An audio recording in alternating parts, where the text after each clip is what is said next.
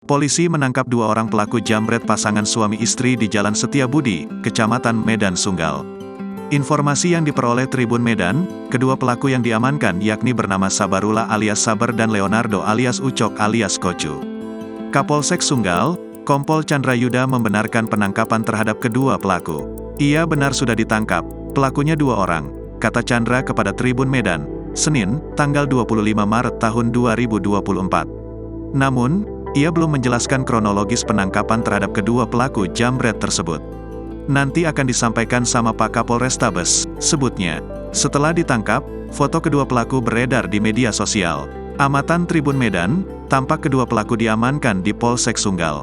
Salah satu pelaku, betisnya dibalut perban diduga ditembak polisi. Sebelumnya, sepasang suami istri mengalami kecelakaan usai dijambret di ruas Jalan Setiabudi, Kota Medan, Kamis, tanggal 21 Maret tahun 2024 sore. Adapun identitas korban yakni Edi Suwito dan Kamisah.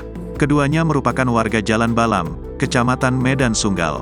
Menurut Kanit Lantas Polsek Sunggal, Ibtu Andrea Nasution, kecelakaan tersebut bermula dari pasutri ini melintas di kawasan tersebut menggunakan sepeda motor Honda Vario BK 5007 AFS. Sepeda motornya melaju cukup kencang. Kemudian tepat di lokasi pengendara diduga tergelincir saat berada di tikungan hingga terjatuh dan menabrak pembatas jalan, kata Andrea kepada Tribun Medan, Kamis, tanggal 21 Maret tahun 2024. Katanya, setelah terjatuh keduanya pun mengalami luka yang cukup parah, di mana pengendara motor yang merupakan suami meninggal di lokasi kejadian.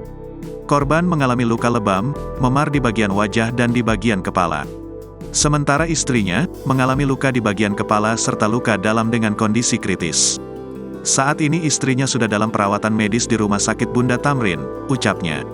Lebih lanjut, dikatakannya, saat ini kasus kecelakaan sekaligus penjambretan tersebut masih dalam penyelidikan pihak kepolisian. Download Tribun X sekarang, menghadirkan lokal menjadi Indonesia.